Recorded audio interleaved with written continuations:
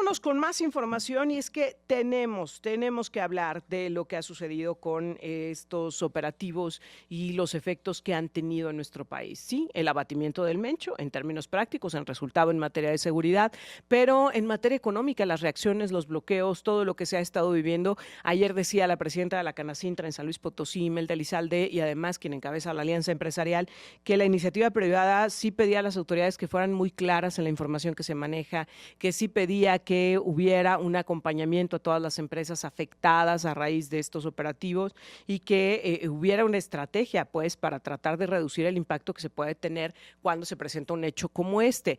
¿De qué tamaño fue el impacto? De eso platicamos esta mañana con quien siempre nos ayuda a poner las cuentas claras, el doctor Raimundo Tenorio. ¿Cómo estás, doctor? ¿Qué tal? Muy buenos días, mi querida Erika. Como siempre, un gusto saludarte a ti y a todos mis amigos y amigas potosinos.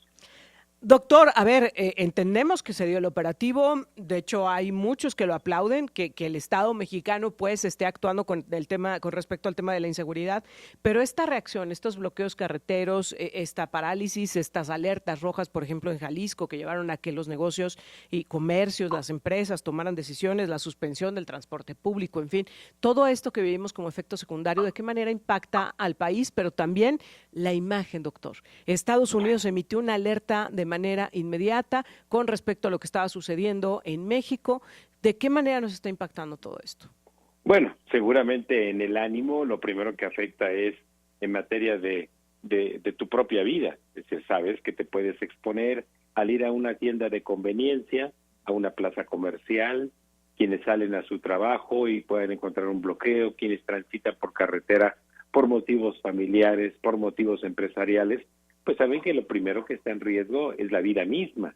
Entonces, cuando uno se entera justamente por estos reportes en diversas entidades federativas de estos bloqueos carreteros, de estos incendios a establecimientos de conveniencia, de los bloqueos que impiden que las personas lleguen a sus trabajos, pues inmediatamente hay una prevención de la propia supervivencia. Es decir, nadie quiere exponerse a ningún hecho atípico que pueda poner en riesgo a tu familia y a ti.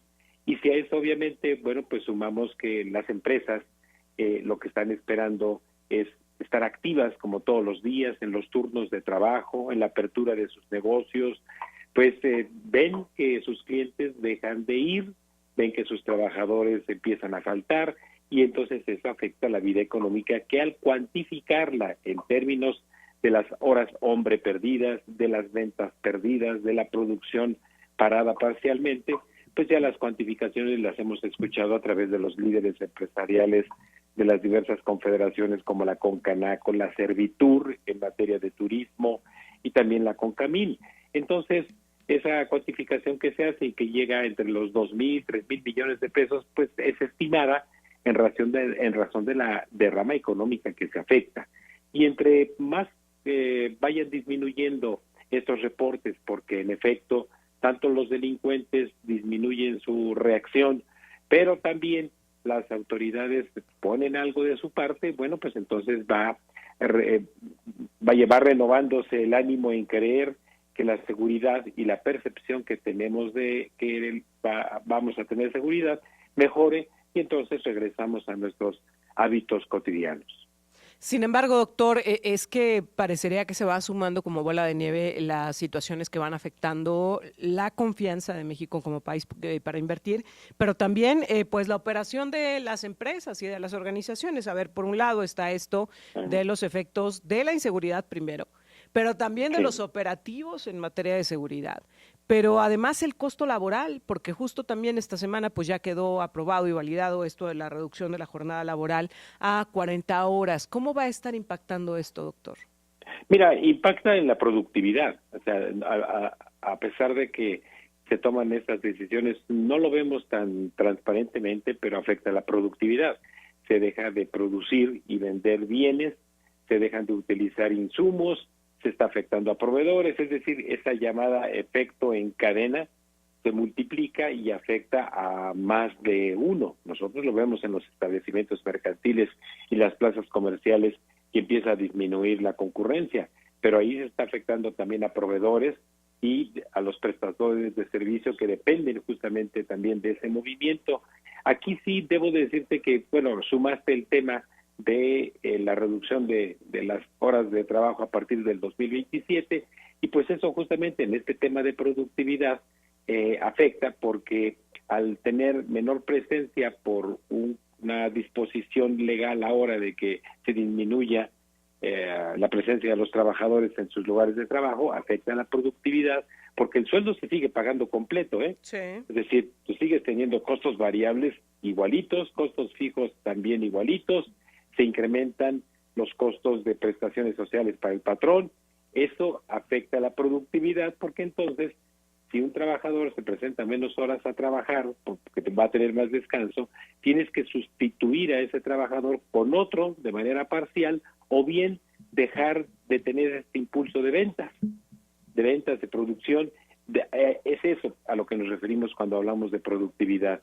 Entonces, bueno, pues mira, yo debo decirte que en los hechos, en la realidad, ya muchos, como quien les habla, pues trabajamos solamente 5 días a la semana con 2 de descanso. Sí. Y en la práctica, bueno, pues sí, hay aproximadamente 9 millones de trabajadores que trabajan la jornada de 6 días y con 1 de descanso.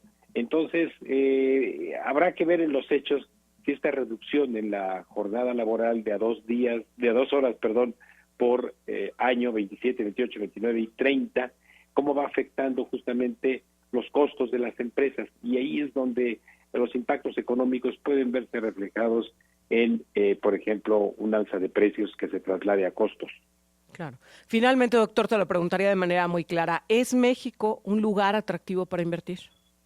Mira, sí lo es, en razón, pues, primero de la privilegiada ubicación geográfica que tenemos por la vecindad con el mercado consumidor más grande del mundo, los Estados Unidos. Lo hemos tenido de toda la vida, y nuestras ventajas comparativas y competitivas, pues no nos cansamos de destacarlas a los inversores, que tenemos cercanía justamente logística, tenemos redes carreteras y también movilidad y conectividad a los océanos Pacífico, Atlántico, al norte, al sur, perdón, es privilegiado, pero México sigue siendo atractivo a la inversión, siempre y cuando también los gobiernos locales no se corrompan y se coludan con la delincuencia.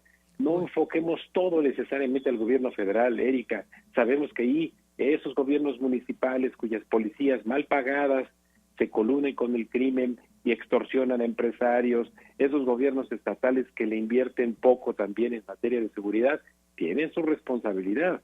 Entonces, también a nivel local hay que exigir más a estos gobiernos para que la inversión justamente tenga la certeza, primero, de la seguridad personal, la seguridad jurídica, y sobre todo porque traen inversiones de largo plazo. Doctor, como siempre, te agradecemos muchísimo que nos ayudes a poner las cuentas claras en este espacio y a abordar estos temas que, a ver, la gente creo que reconoce, agradece los operativos que en materia de seguridad se llevaron a cabo por parte del gobierno federal. Por supuesto que reconocemos también que se quiera dignificar o fortalecer la fuerza productiva, pero que también se tiene que trabajar en fortalecer a las fuentes de trabajo, y este es un reclamo que de manera constante están haciendo los organismos empresariales, y ya tú nos has explicado por qué. Te agradezco como siempre, doctor. Al contrario, como siempre, y te repito, focalizarlo también en esos gobiernos locales. Claro, no perderlos de vista. Gracias, doctor. Hasta pronto, muy buen día. Muy buenos días. Y es que, por supuesto, ¿no? La lavadera de manos les encanta. Y entonces el gobierno federal y los locales, ¿qué están haciendo? Con esto nos vamos a la pausa.